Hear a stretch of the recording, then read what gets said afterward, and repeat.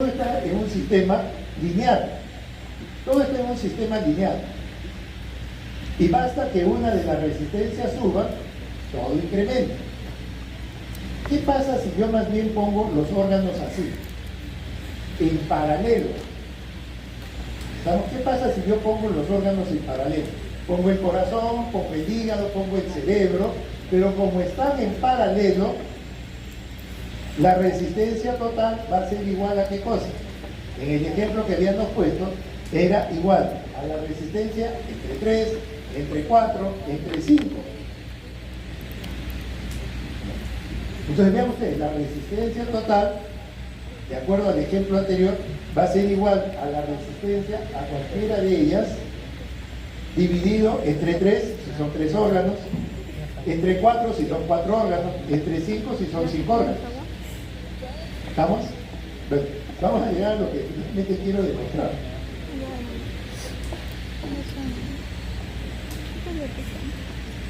¿Qué pasa si yo agrego un órgano más a nuestro cuerpo?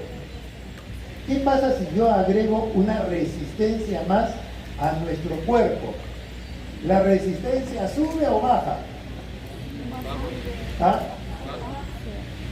Son unos cuentos, todos. Si entienden, eso es lo que me interesa finalmente. Si yo agrego un órgano más, recuerden que ya no lo voy a dividir la resistencia entre 3, lo dividiré entre 4, entre 5, entre 6. Cada vez que agrego un órgano más, ¿qué pasa con la resistencia? Cae. ¿Estamos? Muy bien, ya. Entonces, ¿cómo yo puedo hacer que una persona, yo le pueda agregar un órgano más? ¿Cómo una persona, todavía les voy a dar más fácil, cómo una mujer puede incrementar un órgano más? En el embarazo, ¿qué es lo que va a tener?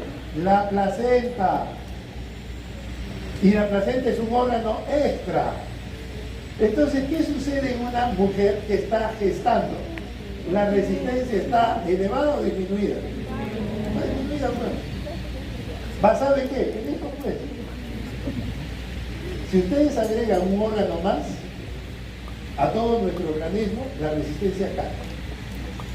Y el ejemplo más típico es el embarazo. Por eso es que las mujeres, cuando salen embarazadas, la presión arterial disminuye. Si ustedes entienden eso, es suficiente. ¿Qué pasa si yo aumento o quito un órgano? ¿Qué pasa si yo a una persona pues le saco el vaso?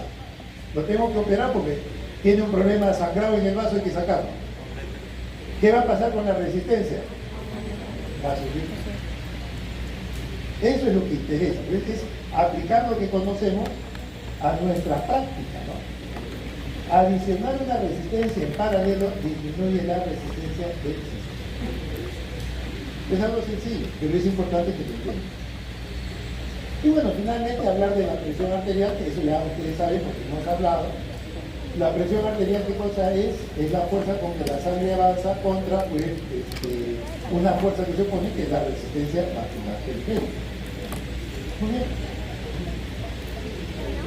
Nosotros tenemos dos tipos de presión. La presión máxima cuando la sangre sale y la presión mínima o diastólica cuando la presión ya no es bloqueada por el corazón, sino más bien viene la remo. ¿Cuál es más importante? ¿La presión sistólica o la diastólica? ¿Ah? ¿La diastólica? ¿La sistólica? Las dos. ¿Por qué? Porque ¿cuál es la presión? Es de pregunta de examen. ¿Cuál es la presión de perfusión de los tejidos? ¿La sistólica o la diastólica? ¿Ah? ¿La sistólica? Eso sí se ha dicho. Eso sí se ha dicho. La presión arterial media. Eso está en la guía de la práctica. La presión sistólica es cuando la sangre sale con fuerza, pero ese es un momento del ciclo. Y después viene la diástole. Y en la diástole también la sangre está circulando con una fuerza. Entonces, la presión arterial con la cual se perfunde un órgano, un tejido, no es ni la sistólica ni la diastólica, es la presión arterial media, que es una presión que se calcula y que nosotros a veces lo simplificamos con una fórmula. ¿Cuál es la fórmula? La diferencial entre 3 y eso se suma a la diastólica. Así se saca la presión arterial media, pero en realidad la presión arterial media es una integral, integra la sístole y la diástole, que bueno, lo usamos en forma práctica al hacer la suma de la diferencial entre 3 más la diastólica. Bueno, ¿y cuánto es la presión arterial media? Promedio. ¿Ah? ¿Cuánto es la presión arterial media? Nada, 1000, 2000, 5000, 50.000. Casi en la práctica. ¿Cuál era? Yo paso por la práctica, los veo a todos atentos. Yo creo que estamos. Presión arterial media, 100 milímetros de mercurio. Presión arterial media es la presión con la cual los tejidos, los órganos se perfunden. No se perfunden en la sístole o en la diástole, sino que se trata de hacer una integral, pues porque el corazón tiene dos momentos, sístole y diástole. Hay que sacar un promedio y esa es la presión con la cual se dice que se perfunde un órgano o un tejido. ¿Estamos?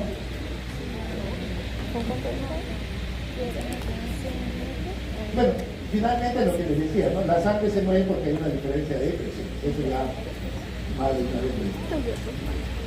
Y hay una ley, esto sí tienen que recordar, pero para buscar la interpretación, no es tratar de memorizar una fórmula por memorizar.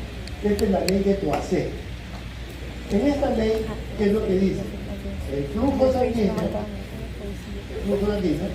es directamente proporcional a una constante que es I, multiplicado por la presión arterial, multiplicado por el radio del vaso, pero ojo, el radio de la potencia 4, e inversamente proporcional a la viscosidad de la sangre y a la longitud del vaso.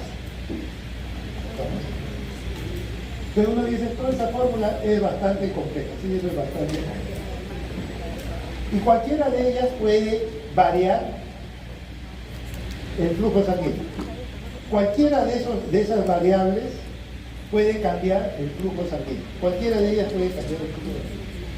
Pero ¿cuál de ellas cambia mucho más el flujo sanguíneo? El radio. ¿Por qué? Tiene potencia 4. La presión puede variar, sí, y eso va a variar el flujo sanguíneo, sí. Oiga, la viscosidad en la sangre, sí, también. Pero ninguno lleva potencia 4, excepto radio. Entonces, de esta ley de Poiseuille, uno puede decir que en forma práctica, el flujo sanguíneo va a depender a través de esta ley de Poiseuille, va a ser dependiente de quién, de radio. ¿Por qué? Porque cuando ese radio se abra, cuando el vaso sanguíneo se dilate o el vaso sanguíneo se constriña, la cantidad de sangre va a cambiar marcadamente porque lleva potencia 4. Entonces, toda esa fórmula se puede simplificar a decir, la cantidad de sangre va a depender de que si la arteria está abierta o está cerrada. Si el radio está incrementado, pasa mucha sangre arterial. Si más bien está muy alto, el vaso debe estar cerrado, pasa menos cantidad de sangre. Pero ojo, esta ley de Poiseuille interpreten que tiene que ver en relación al radio a la cuarta. Eso es un resumen.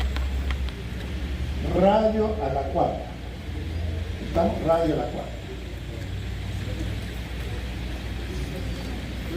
Pregunta de examen, por si acaso, pero solamente para los que están acá. Cuando vean esta imagen en las copias, ¿qué van a ver? Q es igual a radio a la cuarta. Pero no van a ver esto, porque ustedes lo que ven es la final de la imagen. Entonces, para los que solamente compran fotocopias, yo no les voy a preguntar eso, les voy a preguntar lo que está abajo. Ustedes no vienen acá a aprender y nosotros quieren que por correspondencia aprendan, pero no sean graciosos. Ustedes hacen su esfuerzo de venir y a veces digo, doctor, pero la lámina decía eso. No, eso No es así. Por si acaso, asistan ustedes a las clases. Miren cuántas clases que están haciendo. Y ojo, todavía ustedes están todavía empezando. Pero medicina es una competencia. Yo quiero hacer el internado. ¿En qué hospital? En el mejor hospital. Su promedio debe ser tanto.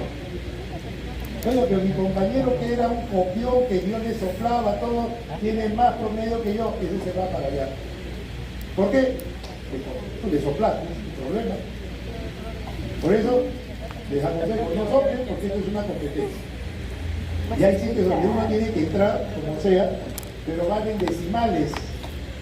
Si ustedes le soplan a alguien, soplen de mal, pues. Claro, esto es competencia, lamentablemente es así.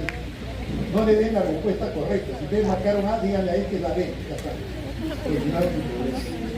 Entonces, ojo, vean ustedes, pregunta de examen. El diámetro del vaso, no van a decir que no saben qué es el diámetro, es 2 veces el radio. Es lo mismo. Pero realmente que el diámetro es 2 veces el radio. Bueno, ya. Yo puedo aplicar la misma fórmula en relación al diámetro, pero tengo que hacer el diámetro de 2, pues. No es muy complicado eso. Ahora, si yo despejara la resistencia, porque ustedes ven allí, ustedes están viendo ahí más o menos la fórmula que nosotros estábamos poniendo de Poiseuille. Pero ahora lo que estoy haciendo es despejar ya no el flujo sanguíneo, sino la resistencia. ¿Estamos? Yo no estoy despejando, ya como dice la fórmula, está hablando de flujo. Yo lo que estoy hablando ahora es de resistencia. ¿Y la resistencia qué cosa va a ser? 1 entre el radio a la cuarta. ¿Estamos? 1 entre el radio a la cuarta. ¿Qué pasa si el vaso se cierra a la mitad? Pues lo que yo voy a tener, ojo, esto es un ejemplo nada más, me interesa el concepto final.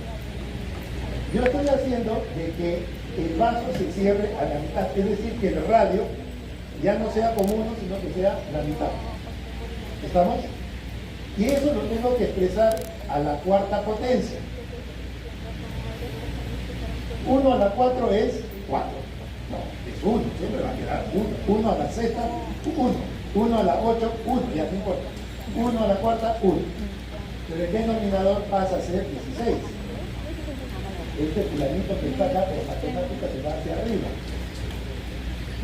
Conclusión, porque lo que interesa es la conclusión.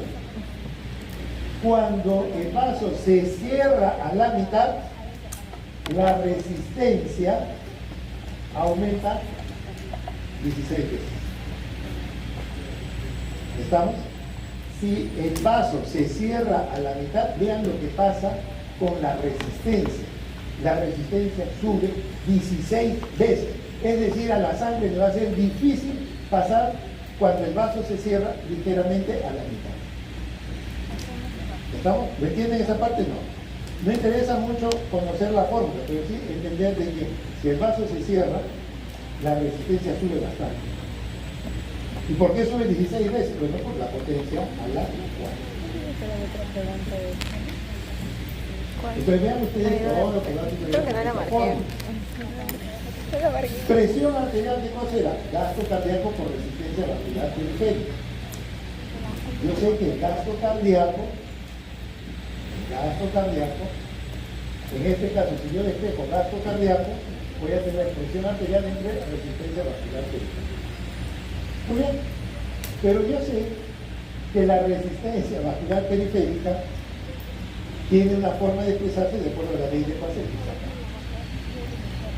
Entonces, es nada más una cuestión de ver y sacarle provecho a las leyes que están y que determinamos. Si la resistencia sube, la sangre no va a pasar con facilidad y el vaso se ha cerrado marcadamente. Entonces, para no confundirlo más, le voy a poner el concepto.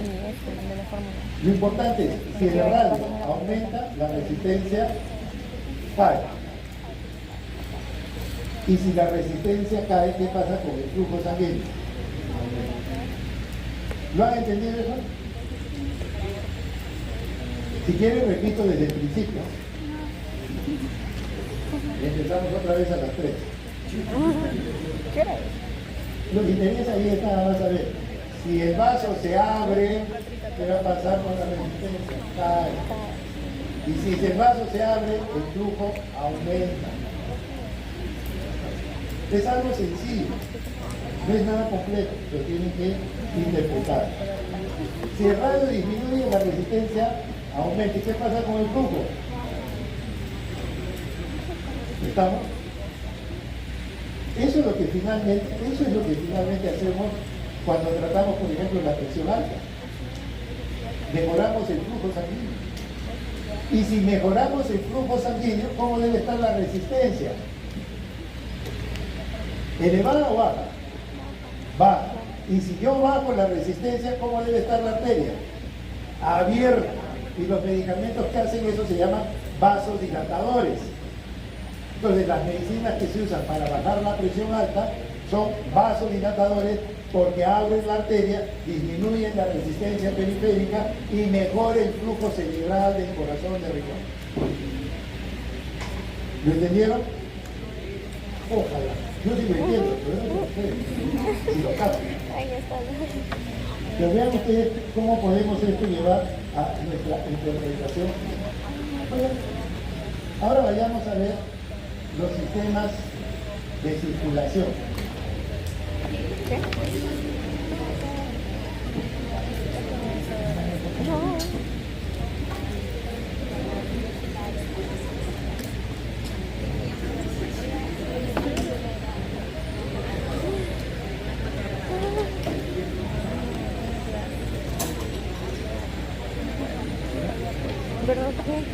Muy bien, ahora lo que vamos a ver son los sistemas circulatorios. No todos los sistemas circulatorios funcionan igual, por eso le digo, las gradientes de presión van cambiando.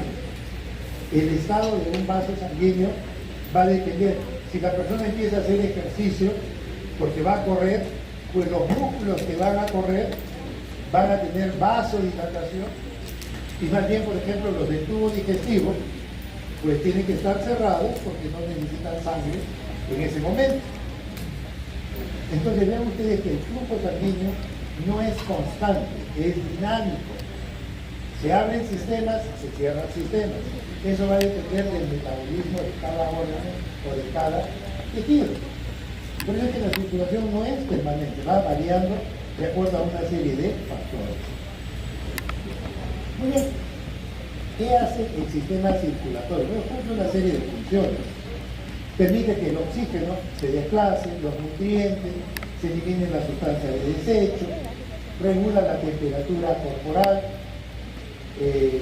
tiene que ver con las hormonas, porque las hormonas usan la sangre, interviene en la defensa del organismo, porque la sangre utiliza a los glóbulos blancos, a la sangre como un medio de transporte, y el glóbulo rojo viaja donde debe ir.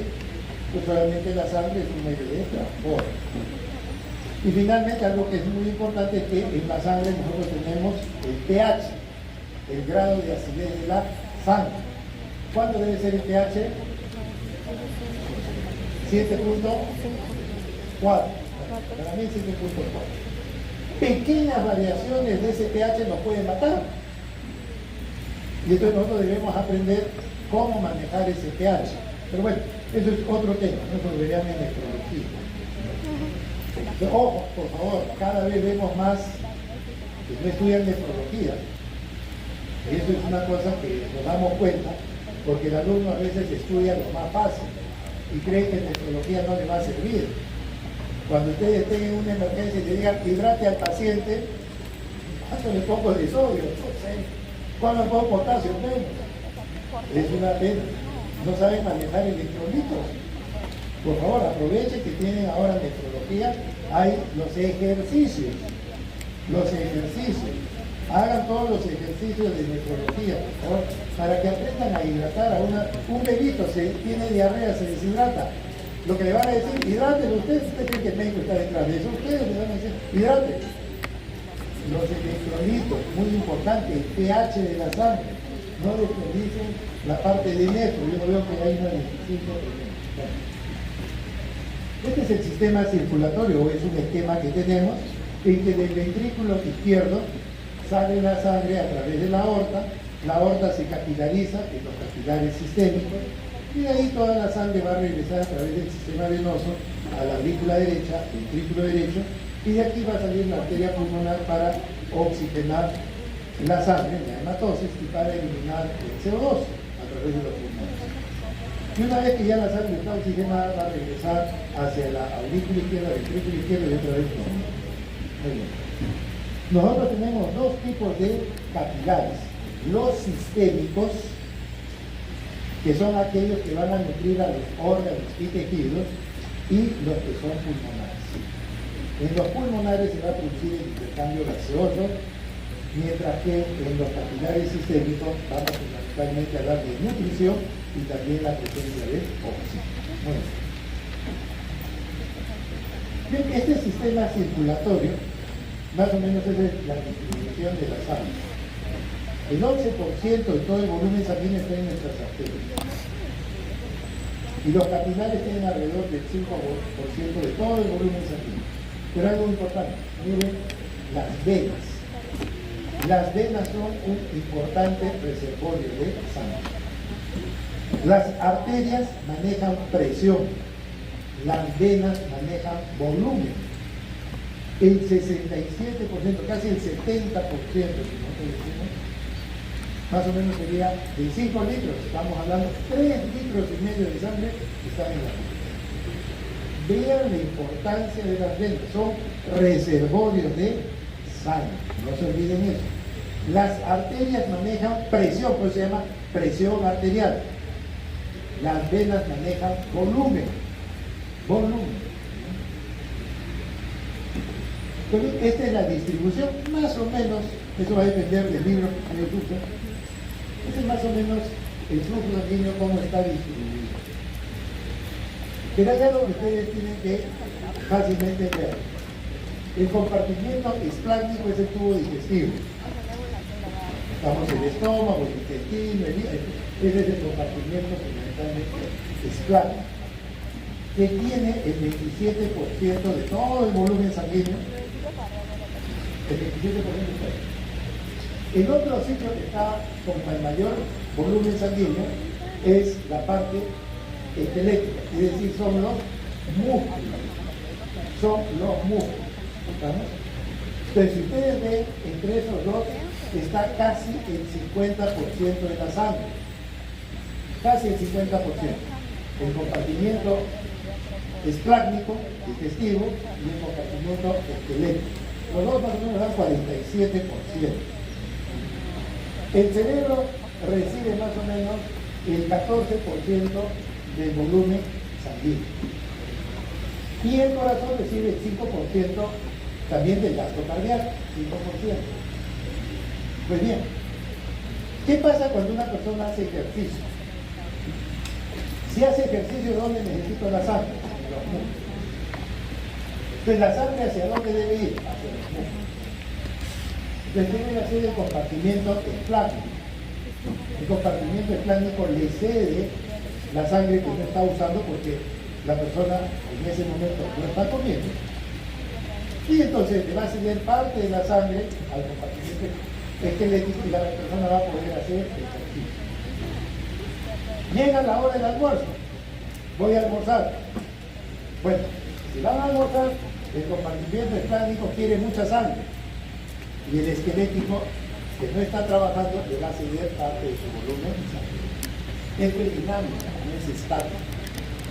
Pero vean ustedes que las dos estructuras más importantes, el músculo esquelético y el tubo digestivo, comparten y tienen que trabajar en forma coordinada. ¿Estamos? Entonces, pregunto, si la persona hace ejercicio, ¿debe comer inmediatamente? ¿Por qué? Porque la sangre ¿dónde está? En los músculos. ¿Cómo? Si la digestión hasta las patas voy a estar mal. Entonces, cuando una persona hace ejercicio, primero no debe estar con el estómago lleno. ¿Qué es lo que sucede con cierta frecuencia? Ahora, por ejemplo, en época de verano, la gente se va a la playa y están ahí con su comida pues muy copiosa, y no solamente comen, sino toman qué cosa, cerveza, licor. Entonces comen y se meten al mar. Se ponen a nadar. ¿Qué les va a pasar si están nadando? Se ahogan. Calambre, pues.